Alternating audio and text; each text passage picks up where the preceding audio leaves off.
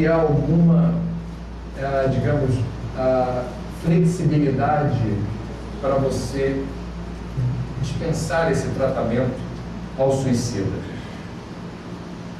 No judaísmo não se enterra o suicida no mesmo lugar do cemitério que uma pessoa que teve outro gênero de morte. Ele não é digno de ser enterrado no solo sagrado. E vocês devem se lembrar do escândalo que foi o assassinato de um colega jornalista, Vladimir Herzog, nos porões da ditadura, quando simulou-se a versão oficial de que ele teria se enforcado na cela, depois verificou-se que não foi o que aconteceu. E em São Paulo decidiu-se, mesmo com a versão oficial da ditadura de que era suicídio, não enterrá-lo no solo não sagrado. Vladimir Herzog foi enterrado no cemitério israelita, no lugar destinado àqueles que não são suicidas. Foi uma forma muito direta e corajosa da comunidade judaica de não reconhecer a versão oficial desse desencargo. Nós espíritas também usamos uma nomenclatura muito dura do suicídio. Criminoso. É um crime aos olhos de Deus. E é curioso que nas preces finais de muitas instituições espíritas a gente se lembra de todas as categorias de sofredores. Os famintos do corpo e da alma, as pessoas que estão sem esperança, as pessoas que estão se sentindo solitárias. E eu presto muita atenção na prece final de todas as casas espíritas que eu visito, e devo dizer para vocês, pela amostragem minha, que não tem nenhum caráter científico, que na maioria absoluta das instituições não nos lembramos, na prece final, de endereçar uma vibração amiga, positiva, de força, de coragem para os suicidas, que nada mais são do que os maiores sofredores do universo.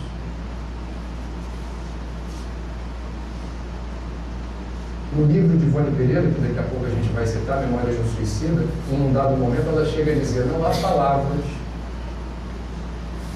conhecidas no nosso idioma e em qualquer idioma terrestre para descrever com exatidão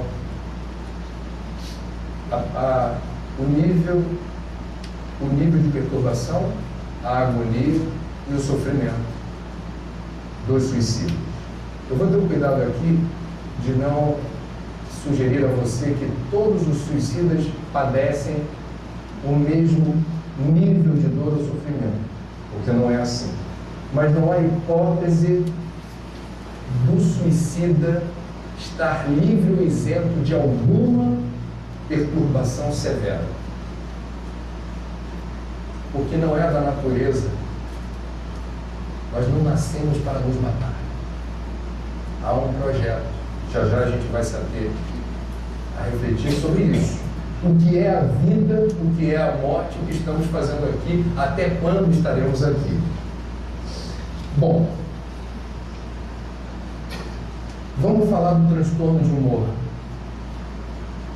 porque ele é a principal causa da ideia suicida.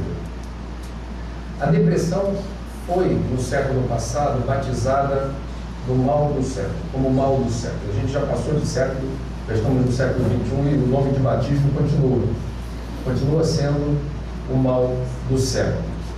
Estima-se que entre 8% e 12% da população mundial sofrem de depressão. Se você ficar no meio do caminho, 10%. Quantas pessoas cabem aqui nessa instituição? Hoje. Hipoteticamente, se tiverem 200 pessoas aqui, a gente poderia dizer, grosso modo, que 20 nesse universo seriam, repetindo a estatística que vale para o Brasil e para o mundo, portadores de depressão. O que é ter depressão? Não é ter um estado depressivo, é diferente. Ninguém tem que estar preocupado se vivencia um momento depressivo. Faz parte da vida. Viver é experimentar altos e baixos. A gente está aqui para isso, para sentir a emoção lá de cima e aqui de baixo, né? Como é que se desenha o projeto evolutivo? Sucessivas encarnações em que a gente se supera. E para a gente se superar, para a gente crescer, para a gente ter tônus e musculatura espiritual, a gente precisa ter obstáculos, sofrer privações. A gente precisa entender que não podemos almejar como perspectiva de paz a paz do Mar Morto, a paz mórbida. Essa não nos interessa.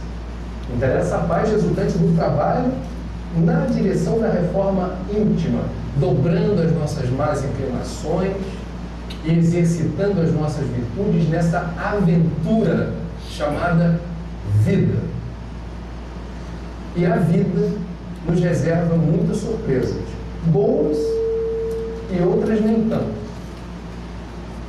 Então, o estado depressivo é um momento em que a gente não está sorrindo com facilidade, não estamos falando muito, a gente está mais recluso, não está muito disponível para o diálogo. Na hora da prece está difícil agradecer, é mais fácil pedir. Esses momentos são muito frequentes. No movimento espírita, a gente precisa perceber que não é porque a gente tem a convicção da fé raciocinada que a gente entende o problema do ser, do destino e da dor, como diz Leon Denis.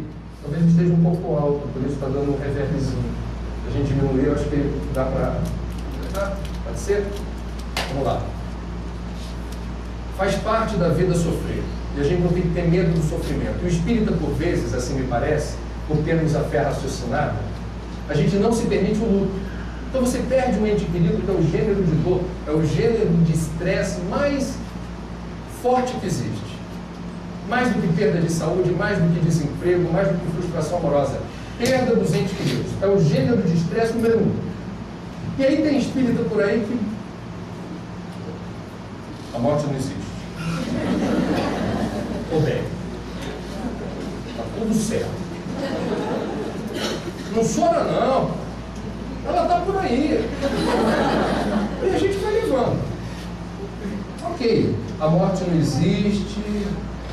Agora, nós não somos só espíritos, nós somos hoje espíritos acoplados a um corpo de carne que é um clone do perispírito. Então, a gente é corpo e alma. E quando a gente perde um ente querido, quanto mais próximo ele é da gente, qual é a falta que esse ente querido faz? É a falta de quê que a gente sente? É a falta do toque, do abraço, do chamego, do cafuné, da massagem do pé. É a falta da voz da pessoa. Ela pode até não ser uma pessoa tão próxima sensorialmente, mas ligava sempre, ou de vez em quando dava um alô. A voz da pessoa, a maneira como aquela pessoa, mesmo sem vermos, mesmo sem termos contato frequente, o fato de sabermos que ela estava por perto, significa um apoio indireto importante para você dizer: eu estou com saudade dela, faz tempo que eu não a vejo, mas que bom saber que ela está por lá. Portanto, nós não devemos perder de vista a importância do lado material daquele que nós amamos, porque nós também nos nutrimos desse lado material. Ele nos é importante, a gente se relaciona em diferentes níveis, no nível espiritual, no nível emocional e no nível carnal.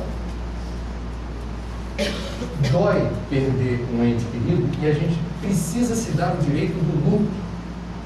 O luto tem o seu lugar, é importante. Se a gente dribla o luto, a gente acha que está dando um exemplo para os outros. Ninguém reparou que eu estou sofrendo, eu sou espírita, estou cumprindo minha missão. Tem umas coisas meio assim, por aí. E o que pode acontecer com você? Você pode ter o troco.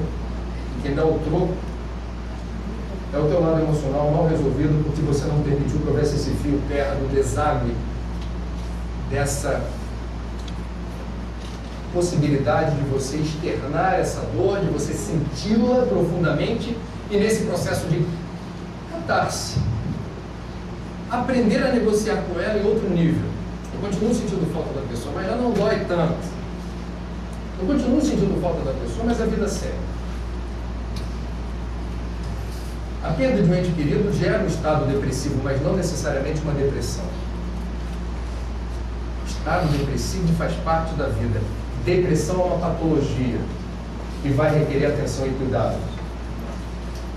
Primeiro cuidado que a gente precisa ter em relação à depressão, só vou repetir o que o Divaldo, nas suas palestras, fala, que resume muito bem a orientação que se deve dar no movimento espírita.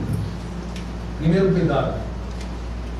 Primeiro reconhecer, posto que a depressão eventualmente é algo que eu já estou vivenciando, deixa eu reconhecer que é melhor ter depressão no século XXI do que na antiguidade.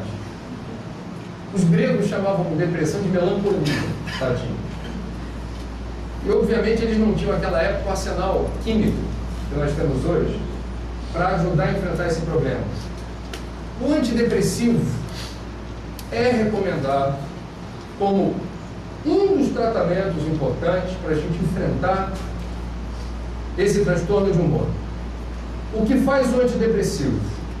Ele determina que os neurônios se comuniquem de forma mais rápida, porque o que acontece na depressão é que as sinapses cerebrais, elas não ocorrem na velocidade, no tempo, no timing correto. Então a passagem do bastão, a gente vai ter Olimpíada aqui no Brasil, né? Esse ano é o ano de Olimpíada em Londres, lembre-se da corrida do bastão.